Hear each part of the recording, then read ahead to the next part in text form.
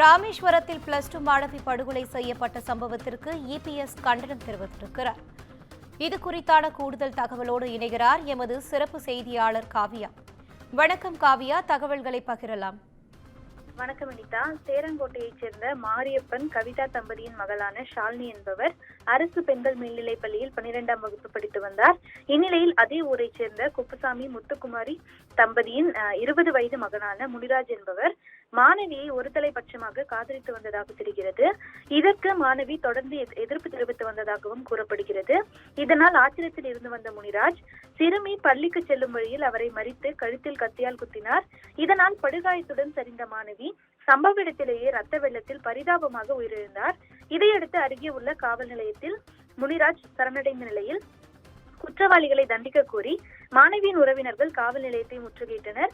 தொடர்ந்து குற்றவாளியை ஒப்படைக்க கோரி போலீசாருடன் வாக்குவாதத்தில் ஈடுபட்டதோடு சாலை மறியலிலும் ஈடுபட்டதால் சேரங்கோட்டை பகுதியில் தொடர்ந்து பதற்றமான சூழல் என்பது நீடித்து வருகிறது.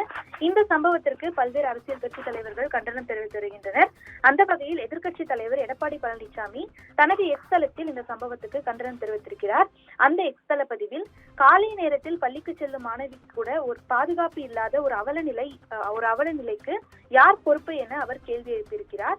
பட்டப்பகலில் பள்ளி மாணவியை கொலை செய்யும் அளவுக்கு குற்றவாளிக்கு இவ்வளவு துணிச்சல் எங்கிருந்து வந்தது எனவும் அவர் கேள்வி எழுப்பியிருக்கிறார்.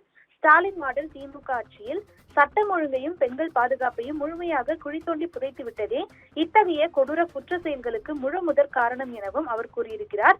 முதலமைச்சரே, உங்கள் ஆட்சியில் அடுத்த நிமிடம் பாதுகாப்பாக இருக்க முடியுமா என்ற அச்சத்துடனேயே ஒவ்வொரு பொழுதையும் பெண்கள் கடக்க வேண்டிய அவல சூழல் நீடிப்பதாகவும் தமிழ்நாட்டுக்கு தலைக்குனிவு இல்லையா எனவும் அவர் கேட்டிருக்கிறார். இதற்கு நீங்கள் வெட்டி தலைக்குனிய வேண்டாமா எனவும் முதலமைச்சருக்கு அவர் கேள்வி எழுப்பியிருக்கிறார். பெண்ணியம் போற்றும் தமிழகத்தை பெண்கள் பாதுகாப்பாக நடமாடவே முடியாத மாநிலமாக மாற்றிவிட்டீர்கள் என முதலமைச்சருக்கு எதிர்க்கட்சி தலைவர் எடப்பாடி பழனிசாமி கண்டனம் தெரிவித்திருக்கிறார். ராமேஸ்வரம் பள்ளி மாணவியை கொலை செய்த குற்றவாளிக்கு உச்சபட்ச சட்டப்பூர்வ தண்டனை கிடைப்பதை உறுதி செய்ய வேண்டும் என ஸ்டாலின் மாடல் திமுக அரசை வலியுறுத்துவதாகவும் அவர் தனது எக்ஸ் தளத்தில் குறிப்பிட்டிருக்கிறார்.